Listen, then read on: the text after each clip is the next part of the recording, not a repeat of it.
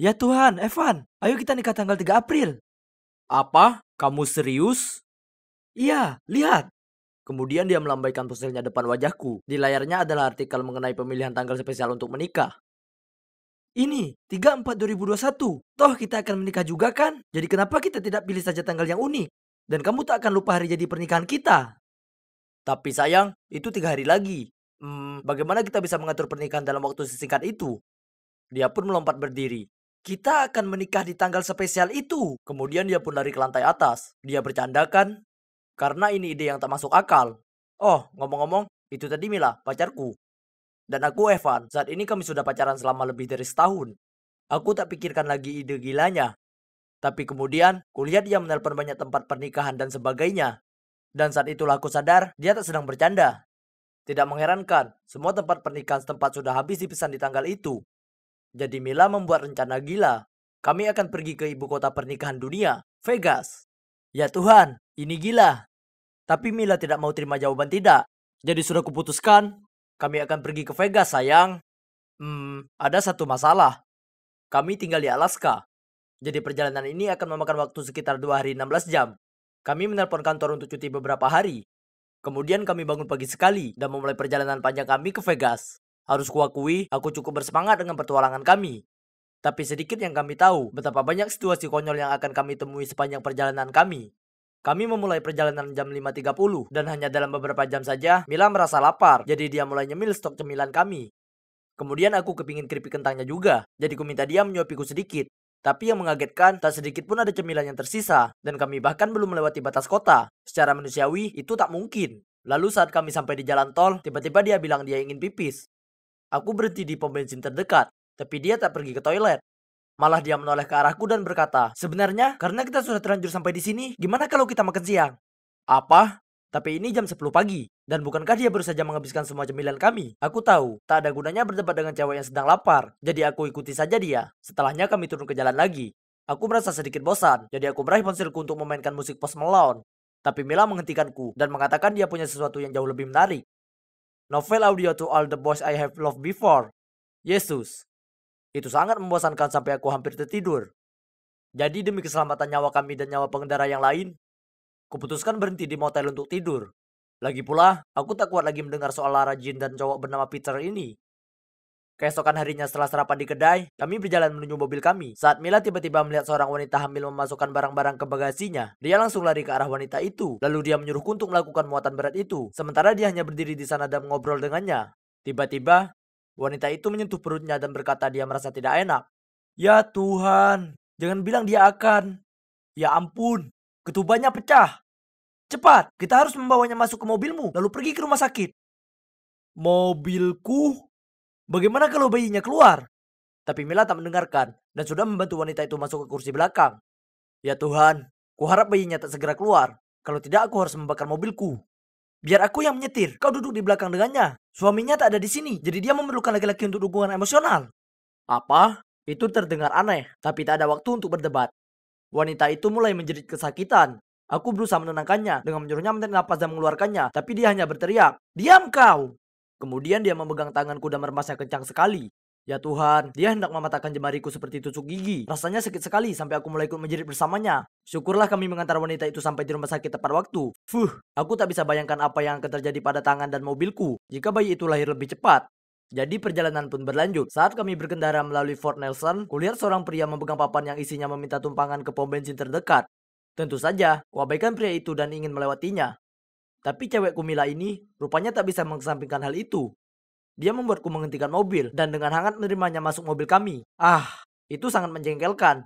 Sementara aku mengemudi, aku mencium bau yang sangat busuk. Ya Tuhan, baunya sangat tak enak sampai aku tak bisa bernapas. Ini pasti pria ini. Aku melempar pandang marah ke Mila, tapi dia hanya balas memberiku senyum rasa bersalah. Ya, paling tidak dia harus ikut menderita.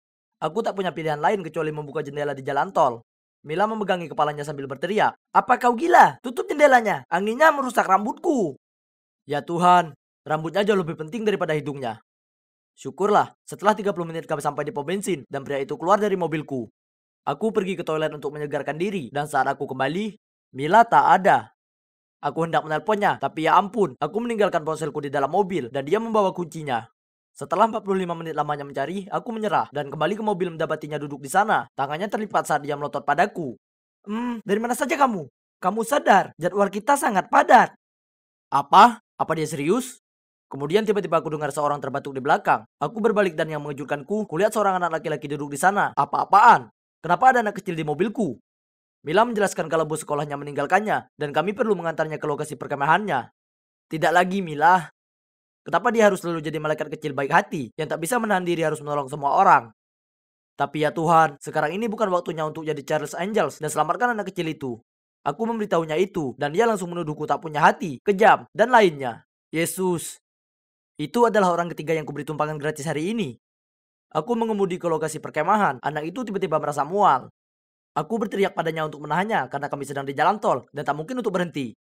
Tapi dia mulai mengeluarkan suara muntah. Mila pun panik, jadi dia mengambil sesuatu dan menyuruh anak itu muntah di sana. Setelah aku menemukan tempat berhenti, aku berbalik dan melihat kalau Mila membuang semua barangku keluar dan menggunakan tas ransel Nike-ku yang berharga jadi kantung muntah. Cukup, aku sudah muak. Jadi aku berteriak ke anak itu, keluar dari mobilku. Dia jadi ketakutan sampai-sampai dia lari keluar dan mulai menangis kencang. Itu tak baik, dia itu cuma anak kecil yang ketakutan. Bagaimana perasaanmu jika bus sekolah meninggalkanmu? Oke, mungkin aku sedikit terlalu kasar pada anak itu. Kau tak bisa salahkan aku. Beberapa hari yang panjang terlewati, dan itu adalah tas kesukaanku. Tapi tetap saja, aku keluar untuk menenangkan anak itu. Hei, tolong jangan nangis. Aku minta maaf ya untuk tadi. Aku tak bermaksud membentakmu. Aku cuma benar-benar lelah mengemudi. Anak itu berhenti menangis, tapi masih terlihat sangat takut padaku. Jadi aku berkata, hei, kalau kau memberiku senyuman, aku janji membelikanmu permen nanti. Dia segera tersenyum dan memelukku. Oh, hebat. Aku yakin Mila tak mengelap bersih mulutnya setelah muntah. Karena aku dapat noda muntahan di kaosku. Tapi ya, pelukan itu terasa menyenangkan. Kami mengantar anak tersebut, dan gurunya sangat berterima kasih. Tapi karena semua yang sudah kami lalui hari ini, tak mungkin kami bisa beristirahat di motel, dan sampai tepat waktu di Vegas. Jadi satu-satunya pilihan adalah berkendara sepanjang malam. Jadi Mila mengambil alih kemudi, supaya aku bisa tidur sejenak. Suara klakson mengagetkanku, dan aku pun duduk, dan melihat kalau kami melaju selambat siput. Mila, ada masalah apa? Kau mengemudi lebih lambat daripada nenekku. Kurasa kita tersesat.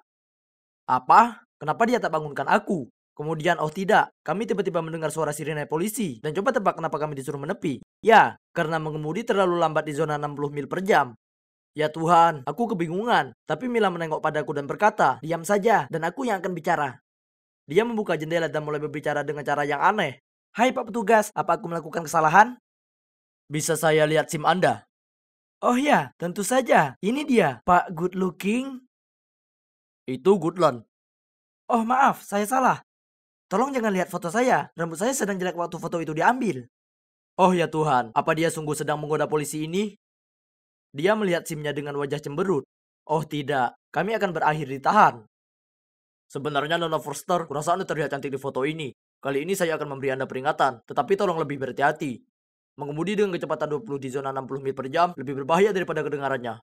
Hah? Oh ya Tuhan, terima kasih banyak. Ini pasti hari keberuntunganku. Aku diberhentikan oleh petugas yang tidak hanya tampan, tapi juga baik hati. Jika aku tak menikah besok, aku pasti akan meminta nomor Anda. Ya Tuhan, kurasa dia paham. Setelah itu, aku tak bicara padanya semalaman. Bisa-bisanya dia menggoda pria lain tepat di depanku. Dan sekarang kami punya kurang dari 16 jam ke Vegas dan menikah. Jadi kami cepat-cepat sarapan di kedai lalu terus mengemudi. Sisi positifnya, kami akhirnya menyeberangi perbatasan Kanada. Kami berada di Montana. Kemudian Mila menengok ke arahku dan menggerutu. Asal kau tahu, kau lupa menutup jendelanya lagi. Sesuatu bisa saja merayap masuk sementara kita di kedai tadi. Hah? Apa dia serius? Aku tak punya waktu atau kesabaran untuk ini, jadi aku mengangguk saja dan membiarkannya. Kami duduk dalam keheningan, tapi tiba-tiba aku mendengar ada yang mencicit. Mungkin itu Mila. Ya ampun, pasti ada sesuatu dalam mobilku. Aku menepi dan menengok tempat duduk belakang, dan melihat seekor sigung melompat ke arahku. Kami berdua berteriak dan keluar dari mobil. Saat sedang kupikirkan cara menyingkirkannya, Mila tiba-tiba menunjuk.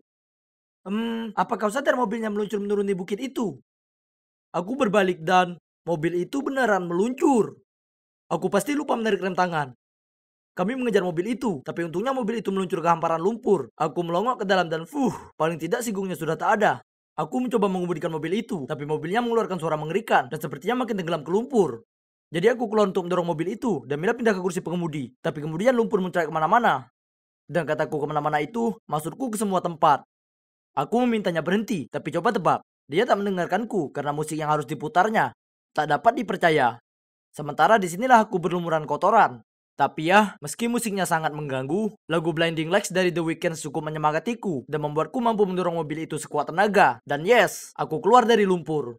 Aku lelah, kotor, lapar, dan hanya ingin sampai ke Vegas dengan utuh. Apa itu terlalu banyak untuk diminta? Kurasa Tuhan mendengarkan doaku karena kami sampai juga ke Las Vegas. Dan itu jam 11.30 malam. Aku punya waktu 10 menit untuk mandi dan ganti baju. Tapi Mila memaksa agar kami langsung menuju kapel. Ya Tuhan Mila, aku terlihat seperti baru saja bergulat dengan John Cena di kubangan lumpur. Kami berlari menuju bagian resepsionis saat kulihat jam tanganku menunjukkan pukul 11.45. Ya Tuhan, aku tak percaya kami berhasil. 3 hari berlalu, rasanya seperti 3 bulan. Hai, sekarang tanggal 3 April, dan kami di sini untuk menikah.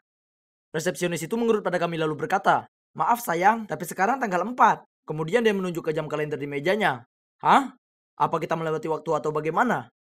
Kemudian aku tersadar. Nevada itu 1 jam lebih awal dari Alaska. Ya Tuhan, kami benar-benar lupa soal itu. Ini sudah tanggal 4 April. Mila terlihat terpukul, dan aku merasa agak kecewa juga soal itu. Tapi jika aku sungguhan jadi mempelai pria dengan penampilan berlumpuran ini, aku tak akan pernah berani melihat foto pernikahanku selamanya. Terlebih lagi, setelah semua yang kulalui di perjalanan ini, kurasa yang terbaik adalah saling mengenal lebih jauh sebelum kami menikah. Aku sudah cukup bahagia dengan apa yang kami miliki sekarang. Tak perlu terburu-buru, ya kan?